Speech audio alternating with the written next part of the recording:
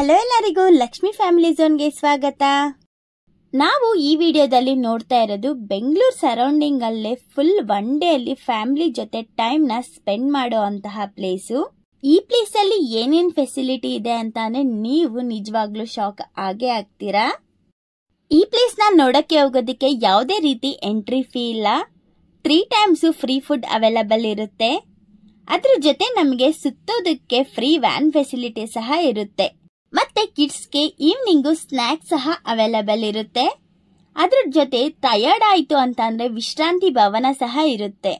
ಇಲ್ಲಿ ನೀವು ದೇವರ ದರ್ಶನ ಪಡೆದು ಗೋಶಾಲಾ ಸಹ ನೋಡಬಹುದು. ಇಷ್ಟು ಫೆಸಿಲಿಟಿ ಇರೋದು ನಮ್ ಬೆಂಗಳೂರು ಸರೌಂಡಿಂಗ್ ಅಲ್ಲಿ ಯಾವ್ದಪ್ಪ ಇದೆ ಅಂತ ಥಿಂಕ್ ಮಾಡ್ತಾ ಇದ್ದಾರಾ? ಇದು ಇನ್ನ ಯಾವುದು ಅಲ್ಲ, ಬೆಂಗಳೂರಿಂದ ಸುಮಾರು 25 ಕಿಲೋಮೀಟರ್ ದೂರದಲ್ಲಿ ಕನಕಪುರ ರೋಡ್ಗೆ ಲೊಕೇಟ್ ಆಗಿರೋ heart of living international centre. ಇದನ್ನ ರವಿಶಂಕರ ಗುರೂಜಿ ಅವರ ಆಶ್ರಮ ಅಂತಾನೂ ಹೇಳ್ತಾರೆ. ತುಂಬಾ ಜನಕ್ಕೆ ಸಂಡೇ ಆದ್ರೆ ಟ್ರಿಪ್ಗೆ ಹೋಗ್ಬೇಕು, ಫ್ಯಾಮಿಲಿ ಜೊತೆ ಟೈಮ್ ಸ್ಪೆಂಡ್ ಮಾಡ್ಬೇಕು ಅಂತ ತುಂಬಾ ಅನ್ಸುತ್ತೆ. ಬಟ್ ಬಜೆಟ್ ತೊಂದರೆಯಿಂದ ನೀವು ಟ್ರಿಪ್ ನ ಕ್ಯಾನ್ಸಲ್ ಮಾಡ್ಕೋತೀರಾ. ಸೊ ಆ ಟೈಮಲ್ಲಿ ನೀವು ನಿಮ್ಮ ಫ್ಯಾಮಿಲಿನ ಇಲ್ಲಿಗೆ ಕರ್ಕೊಂಡು ಬರ್ಬೋದು. ಬನ್ನಿ ನಾವಿವಾಗ ಬಸ್ ಫೆಸಿಲಿಟಿನ ಯೂಸ್ ಮಾಡ್ಕೊಂಡು ಯಾವ ರೀತಿ ರವಿಶಂಕರ ಗುರೂಜಿ ಅವರ ಆಶ್ರಮನ ರೀಚ್ ಆಗೋದು ಅಂತ ನೋಡೋಣ. ಮೆಜೆಸ್ಟಿಕ್ ಇಂದ ಈ ರವಿಶಂಕರ ಗುರೂಜಿ ಅವರ ಆಶ್ರಮಕ್ಕೆ ಹೋಗೋದಕ್ಕೆ ಡೈರೆಕ್ಟ್ ಬಸ್ಸಸ್ ನಮ್ಗೆ ತುಂಬಾ ಕಮ್ಮಿ ಸಿಗೋದ್ರಿಂದ ನಾವಿವಾಗ ಬನಶಂಕರಿಗೆ ರೀಚ್ ಆಗಿದೀವಿ. ಬನಶಂಕರಿಯಿಂದ ಕನಕಪುರಗೆ ಹೋಗೋ ಬಸ್ಸಸ್ ಅಲ್ಲಿ ನಾವಿವಾಗ ಹೋಗ್ಬೇಕು. ಬನಶಂಕರಿ TTMC ಬಸ್ ಸ್ಟಾಪ್ ಒಳಗಡೆ ಬಸ್ ಬರಲ್ಲ. ಅದ್ರ ಆಪೋಸಿಟ್ ಅಲ್ಲಿ ಸಿಗ್ನಲ್ ಇದೆಯಲ್ಲ, ಅಲ್ಲಿ ಬಸ್ಸಸ್ ನಮಗೆ ಸಿಗುತ್ತೆ. ನೋಡಿ ಈಗ ಬರ್ತಿದ್ಯಲ್ಲ ಬಸ್ಸು, ಅದು ಕನಕಪುರಗೆ ಹೋಗೋ ಬಸ್ಸು. ಈ ಬಸ್ ಅಲ್ಲಿ ನಾವು ಹತ್ಕೊಂಡ್ವಿ ಅಂದ್ರೆ ನಮಗೆ ರವಿಶಂಕರ ಗುರೂಜಿ ಅವರ ಆಶ್ರಮದ ಮುಂದೆನೆ ಸ್ಟಾಪ್ ಕೊಡ್ತಾರೆ. ಬನಶಂಕರಿಯಿಂದ ಹೋಗ್ತಿದ್ದೀರಾ ಅಂದ್ರೆ ಬಸ್ ಚಾರ್ಜ್ ಒಬ್ಬರಿಗೆ 24 ರೂಪೀಸ್ ನ ಚಾರ್ಜ್ ಮಾಡ್ತಾರೆ. 45 ಮಿನಿಟ್ಸ್ ಬಸ್ ಅಲ್ಲಿ ಜರ್ನಿ ಇರುತ್ತೆ. ಈ ಆಶ್ರಮಕ್ಕೆ ಹೋಗೋದಕ್ಕೆ ನಮ್ಗೆ ಬನಶಂಕರಿಯಿಂದನೂ ಬಸ್ಸಸ್ ಸಿಗುತ್ತೆ. ಮತ್ತೆ KR ಮಾರ್ಕೆಟ್ ಕಳಾಸಿಪಾಳ್ಯ ಬಸ್ ಸ್ಟಾಪ್ ಇಂದನೂ ಸಹ ನಮ್ಗೆ ಬಸ್ ಸಿಗುತ್ತೆ. ಇನ್ ಕೇಸ್ ನೀವು KR ಮಾರ್ಕೆಟ್ ಕಡೆಯಿಂದ ಬರ್ತಿದ್ದೀರಾ ಅಂದ್ರೆ ನಿಮಗೆ KR ಮಾರ್ಕೆಟ್ ಅಲ್ಲಿ ಕನಕಪುರಗೆ ಹೋಗೋ ಬಸ್ಸಸ್ ಸಿಗುತ್ತೆ. ನೀವು ಆ ಬಸ್ನ ಹತ್ಕೊಂಡ್ರೆ ಅಂದ್ರೆ ಅದು ನಿಮ್ಮನ್ನ ಆಶ್ರಮದ ಮುಂದೆನೆ ಸ್ಟಾಪ್ ಕೊಡುತ್ತೆ. KR ಮಾರ್ಕೆಟ್ ಬಸ್ ಅಲ್ಲಿ ಹತ್ಕೊಂಡ್ರು ಸಹ ಬನಶಂಕರಿಗೆ ಬಂದ್ಬಿಟ್ಟೆ ಹೋಗುತ್ತೆ. ನಿಮ್ಗೆ ಯಾವ ಬಸ್ ಸ್ಟಾಪ್ ಕನ್ವೀನಿಯಂಟ್ ಆಗುತ್ತೋ ಅಲ್ಲಿಗೆ ಹೋಗ್ಬೋದು. ನೋಡಿ ಬಸ್ ನಮ್ಮನ್ನ ಆಶ್ರಮದ ಮುಂದೆನೆ ಸ್ಟಾಪ್ ಮಾಡ್ತಾರೆ. ನಾವು ರೋಡ್ ಕ್ರಾಸ್ ಮಾಡ್ಕೊಂಡು ಸ್ವಲ್ಪ ನಡ್ಕೊಂಡು ಹೋದ್ರೆ ನಮ್ಗೆ ಆಶ್ರಮದ ಎಂಟ್ರಿ ಗೇಟ್ ಸಿಗುತ್ತೆ. ಇಲ್ಲಿ ಯಾವುದೇ ತರದ ಎಂಟ್ರಿ ಫೀಸ್ ನ ಚಾರ್ಜ್ ಮಾಡಲ್ಲ ಅಂತ ನಿಮ್ಗೆ ಸ್ಟಾರ್ಟಿಂಗ್ ಅಲ್ಲೇ ತಿಳಿಸ್ಕೊಟ್ಟಿದ್ದೆ. ಬಟ್ ಇಲ್ಲಿ ಏನು ಅಂತ ಅಂದ್ರೆ ರಿಜಿಸ್ಟರ್ ಬುಕ್ ಇಟ್ಟಿರ್ತಾರೆ. ಅದರಲ್ಲಿ ನಾವು ಅಡ್ರೆಸ್ ಮತ್ತೆ ನೇಮ್ ಮತ್ತೆ ಫೋನ್ ನಂಬರ್ನ 3 ಬರೆದು ಸೈನ್ ಮಾಡಬೇಕಾಗಿರುತ್ತೆ. ಎಂಟ್ರಿ ಆಗಿದ ತಕ್ಷಣ ಸ್ವಲ್ಪ ದೂರ ನಡ್ಕೊಂಡು ಹೋದ್ವಿ ಅಂದ್ರೆ ನಮ್ಗೆ ಫ್ರೀ ವ್ಯಾನ್ ಫೆಸಿಲಿಟಿ ಇರುತ್ತೆ. ಏಜ್ ಆಗಿರೋರಿಗೆ, ಚಿಕ್ಕ ಮಕ್ಕಳಿಗೆ ನಡ್ಕೊಂಡು ಹೋಗೋದಕ್ಕೆ ತುಂಬಾ ಕಷ್ಟ ಇದೆ ಅಂತ ಅನ್ಸಿದ್ರೆ ಅವರು ಈ ವ್ಯಾನ್ ಫೆಸಿಲಿಟಿನ ಯೂಸ್ ಮಾಡಿಕೊಂಡು ನೀವು ಹೋಗ್ಬೋದು. ಈ art of living international centre ಅಲ್ಲಿ ನಾವು ಸುಮಾರು 15 ಪ್ಲೇಸ್ ನ ನೋಡ್ಬೇಕು.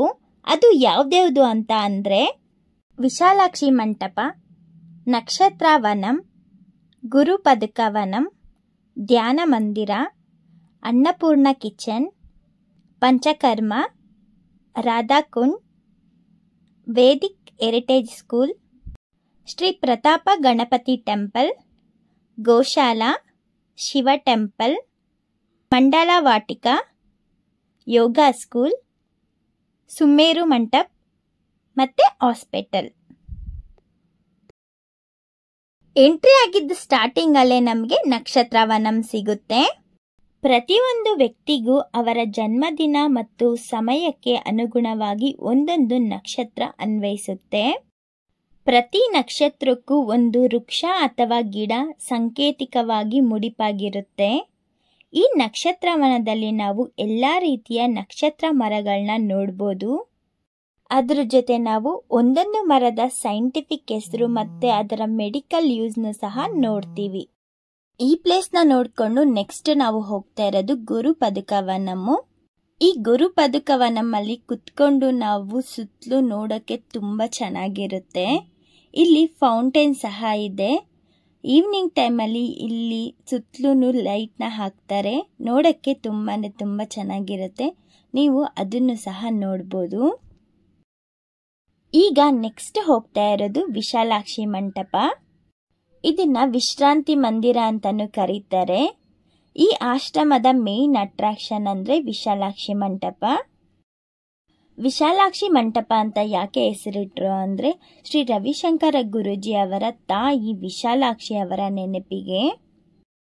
ಈ ವಿಶಾಲಾಕ್ಷಿ ಮಂಟಪ ದೊಡ್ಡ ಹಾಲು, 5 ಫ್ಲೋರ್ಸ್ ಇದೆ, 108 ಫೀಟ್ ಇದೆ, ಮತ್ತೆ ಇಲ್ಲಿ 81 ಪಿಲ್ಲರ್ಸ್ ಇದಾವೆ.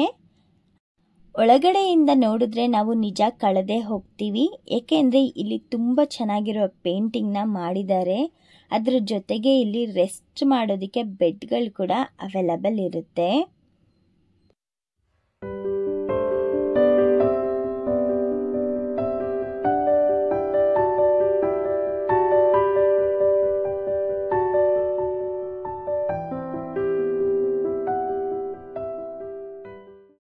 ನಾವು ವಿಶಾಲಾಕ್ಷಿ ಮಂಟಪನ ನೋಡ್ಕೊಂಡು ನೆಕ್ಸ್ಟ್ ಹೋಗ್ತಾ ಇರೋದು ಅನ್ನಪೂರ್ಣ ಕಿಚನ್ಗೆ.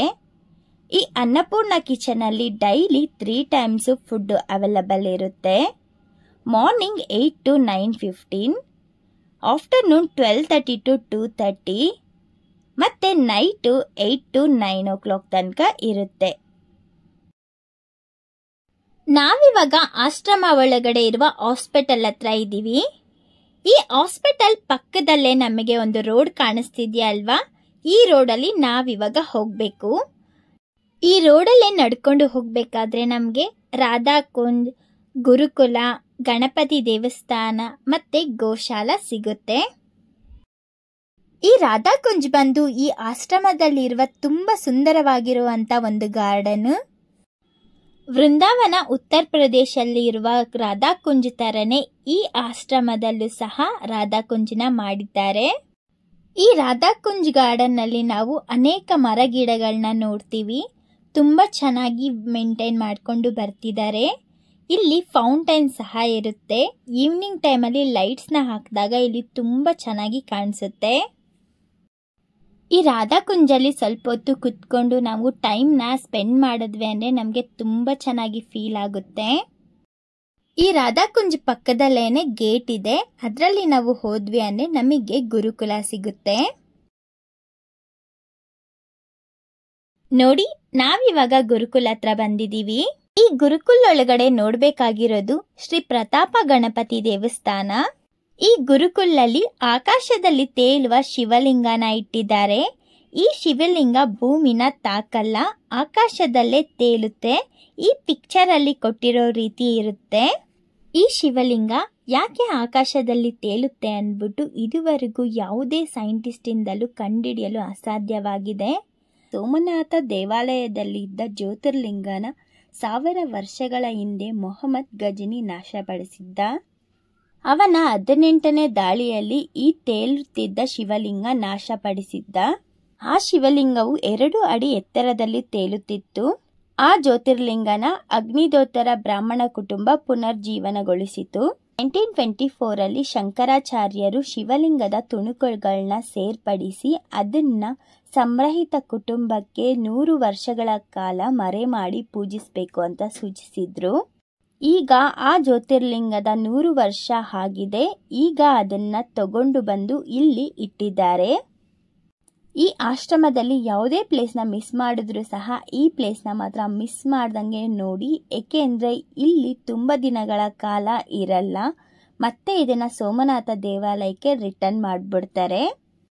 ನಾವು ಗುರುಕುಲಲ್ಲಿ ನೋಡಿಕೊಂಡು ಈಗ ಗೋಶಾಲೆಗೆ ಹೋಗ್ತಾ ಇದ್ದೀವಿ.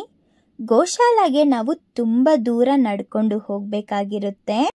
ಈ ಗೋಶಾಲೆಗೆ ಹೋಗೋದಕ್ಕೆ ಈವ್ನಿಂಗ್ 5:15ಗೆ ಗೇಟು ಕ್ಲೋಸ್ ಮಾಡಿಬಿಡ್ತಾರೆ. ಅದಕ್ಕಿಂತ ಮುಂಚೆನೆ ನಾವು ಹೋಗಬೇಕಾಗಿರುತ್ತೆ.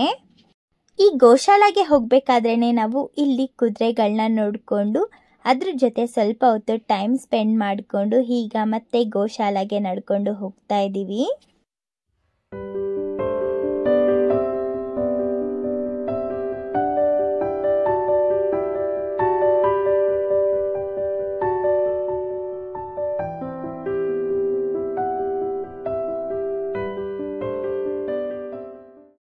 ನಾವಿವಾಗ ಗೋಶಾಲನ ನೋಡಿಕೊಂಡು ರಿಟರ್ನ್ ಹೋಗ್ತಾ ಇದ್ದೀವಿ. ನಾವಿವಾಗ ರಾಧಾಕುಂಜ್ ಹತ್ರ ಇರುವ ಗೇಟ್ ಹತ್ರ ಇದ್ದೀವಿ. ಇದ್ರ ಪಕ್ಕದಲ್ಲೇನೆ ಲೇಕ್ ಇದೆ. ಇಲ್ಲಿ ಸನ್ಸೆಟ್ನ ನೋಡಕ್ಕೆ ತುಂಬ ಚೆನ್ನಾಗಿರುತ್ತೆ.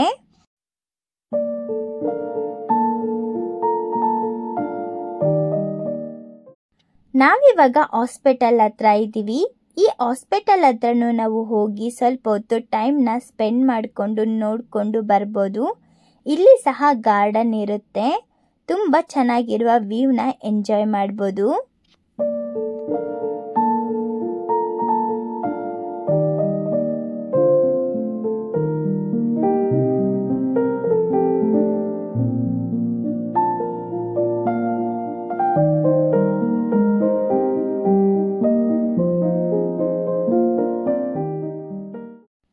ನಾವು ಶಿವನ ಟೆಂಪಲ್ ಹತ್ರ ಬಂದು ಶಿವನ ದರ್ಶನ ಪಡೆದು ಪಕ್ಕದಲ್ಲೇ ಇರುವ ಮಂಡಲ ವಾಟಿಕನ ನೋಡಿಕೊಂಡು ಈಗ ರಿಟರ್ನ್ ಹೋಗ್ತಾ ಇದ್ದೀವಿ. ಈ ಆಶ್ರಮದಲ್ಲಿ ಡೈಲಿ ಸಂಜೆ 6 ಗಂಟೆಯಿಂದ ಲೈಟ್ಸ್ನ ಆನ್ ಮಾಡ್ತಾರೆ. ಮತ್ತೆ ಇಲ್ಲಿ ಸಂಜೆ 6 ಗಂಟೆಗೆ ಎಲ್ಲರೂ ಬಂದು ಕುತ್ಕೊಂಡು ಶಿವನ ಧ್ಯಾನವನ್ನ ಮಾಡ್ತಾರೆ. ಈ ಆಶ್ರಮದ ಒಳಗಡೆನೆ ತುಂಬ ಡಿಫ್ರೆಂಟ್ ಆಗಿರುವ ಶಾಪಿಂಗ್ ಸೆಂಟರ್ಸ್ಗಳಿರ್ತವೆ. ನೀವು ಅದನ್ನು ಸಹ ನೋಡ್ಬೋದು. ನಾವು ಹೋಗಿದ್ದು ಸಂಡೇ, ಸೊ ಅದರಿಂದ ರವಿಶಂಕರ ಗುರೂಜಿ ಅವರು ಬಂದು ರಾತ್ರಿ 7:30 ಪ್ರವಚನೆಯನ್ನು ಮಾಡ್ತಿದ್ರು. ನಾವು ಪ್ರವಚನೆ ಎಲ್ಲ ಕೇಳ್ಬಿಟ್ಟು ಈಗ ರಿಟರ್ನ್ ಹೋಗ್ತಾ ಇದ್ದೀವಿ. ನಿಮಗೆ ಟೈಮ್ ಸಿಕ್ತು ಅಂತ ಅಂದರೆ ಈ ಪ್ಲೇಸ್ನ ವಿಸಿಟ್ ಮಾಡೋದು ಮಾತ್ರ ಮರಿಬೇಡಿ. ರಿಟರ್ನ್ ಹೋಗೋದಕ್ಕೆ ಬಸ್ ಸ್ಟಾಪ್ ಬಂದು ಹೋಟೆಲ್ ದ್ವಾರಕದ ಅಪೋಸಿಟ್ ನಿಂತ್ಕೊಂಡ್ವಿ ಅಂತಂದರೆ ನಮಗೆ ಬಸ್ಸು ಸ್ಟಾಪ್ ಕೊಡುತ್ತೆ. ಯಾರಿಗೆಲ್ಲ ಈ ವಿಡಿಯೋ ಇಷ್ಟ ಆಯಿತು ಲೈಕ್ ಮಾಡಿ, ಶೇರ್ ಮಾಡಿ, ಕಮೆಂಟ್ ಮಾಡಿ. ಇದೇ ಥರ ವಿಡಿಯೋಸ್ಗೋಸ್ಕರ ನಮ್ಮ ಚಾನಲ್ಗೆ ಸಬ್ಸ್ಕ್ರೈಬ್ ಮಾಡೋದು ಮರಿಬೇಡಿ. Thank you.